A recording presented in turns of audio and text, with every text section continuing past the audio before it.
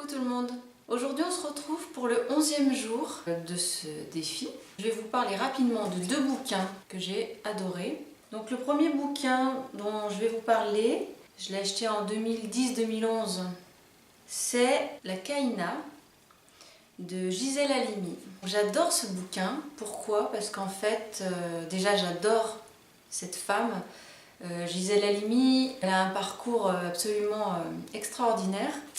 Et ce qui est bien dans ce bouquin, c'est qu'en fait, l'infrastructure du livre est rigoureusement historique. Il y a aussi une carte dans le bouquin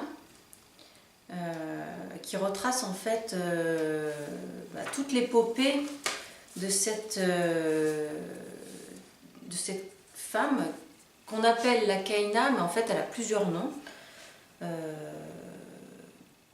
Donc je ne vais pas vous spoiler le livre, je vous invite plus à le lire parce que je pense que chacun interprète l'histoire à sa façon. C'est romancé, elle a introduit une histoire d'amour au roman qui est fictive, mais tout ce qui se passe dans le livre, ça se passe au moment où ça s'est réellement passé dans l'histoire de la Caïna. Je vous lis la page là, la dernière page. Mon grand-père paternel me racontait souvent, par bribes, l'épopée de la Caïna. Cette femme qui chevauchait à la tête de ses armées, les cheveux couleur de miel lui coulant jusqu'aux reins. Vêtue d'une tunique rouge, enfant, je l'imaginais ainsi. D'une grande beauté, disent les historiens. Devineresse, cette passionnariat berbère tint en échec pendant 5 années les troupes de l'arabe Hassan. Ces quelques lignes sont extraits du Lait de l'Oranger, écrit en 1988 et qui continue mon récit autobiographique initié avec la cause des femmes. J'ai voulu clore ce cycle par la Caïna. Dans son contexte historique, je l'ai fait vivre, aimer, guerroyer, mourir. Comme mon père, Édouard le Magnifique, l'aurait peut-être imaginé. La Caïna était-elle son ancêtre? Peut-être. L'ai-je aimée en la faisant revivre? Oui, passionnément. Donc là, il y a une note de Courrier de l'Atlas, c'est un quotidien tunisien, je crois.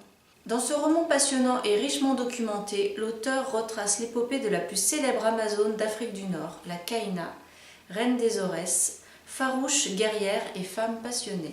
Dans la barre d'infos, je vous mets une interview de Gisèle Halimi qui parle de son bouquin, de ce livre-là. Deuxième bouquin que j'ai acheté à la suite après avoir lu la Caïna, c'est Fritna. Fritna, c'était la mère de Gisèle Halimi, elle s'appelait Fortunée, et elle raconte en fait l'histoire, enfin le rapport qu'elle a avec sa mère. Bon là c'est vraiment autobiographique du coup, là elle raconte vraiment son enfance. C'est un peu comme une photographie de la Tunisie de son enfance. Alors celui-là je m'en rappelle moins parce que du coup je l'ai lu qu'une fois. J'ai lu il y a 4-5 ans au moins, donc il faudrait que je le relise. Voilà, bon je vous lis, le dos. Ma mère ne m'aimait pas, ne m'avait jamais aimée, me disais-je certains jours.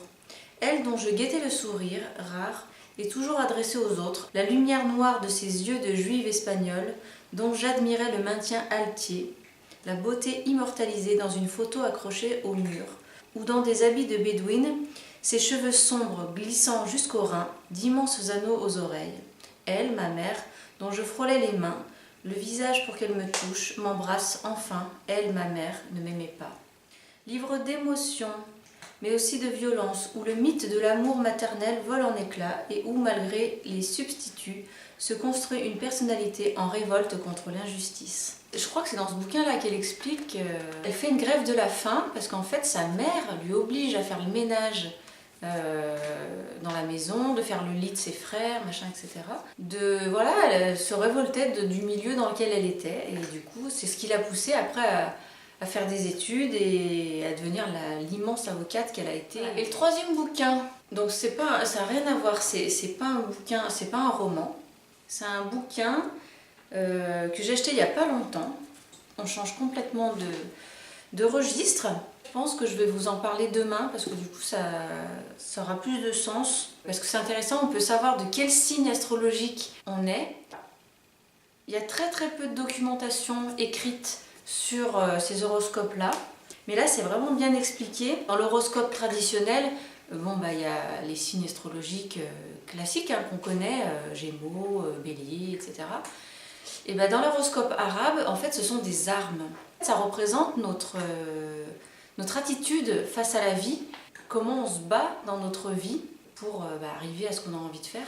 Donc je vous en parlerai demain. J'espère que ça vous donnera envie de lire les bouquins de Gisèle Halimi. Elle a écrit plein d'autres bouquins hein, que j'ai pas lus, mais Avocate irrespectueuse, La cause des femmes. Pour ceux qui n'aiment pas, qui n'ont pas envie de lire et qui préfèrent la vidéo, pour s'inspirer de cette femme-là. Moi, c'est des livres que j'ai vraiment adorés. Pour toutes les jeunes filles ou les femmes qui ont envie d'être féministes, entre guillemets, même si j'aime pas trop ce mot parce que je trouve que c'est écrabouillant et voilà, je trouve que c'est oui, écrabouillant. D'une part pour les hommes et même pour la femme, ça la met dans une case. Moi, je ne suis pas quelqu'un de féministe. Moi, je suis un être humain. Oui, je suis de genre féminin, mais enfin, je pense l'humanité, face à la vie. Je pense que l'homme et la femme sont complémentaires. J'ai pas envie d'être mise dans une case. Je suis ni féministe ni rien du tout. Bon, justement, pour toutes les petites jeunes filles qui ont envie qui pourraient être tentées par le mythe entre guillemets féministe tel qu'on nous le présente aujourd'hui. Je vous conseille vraiment la lecture de Gisèle Halimi et surtout d'étudier son parcours, prendre exemple sur elle. Voilà. Donc je vous dis à demain et mouah.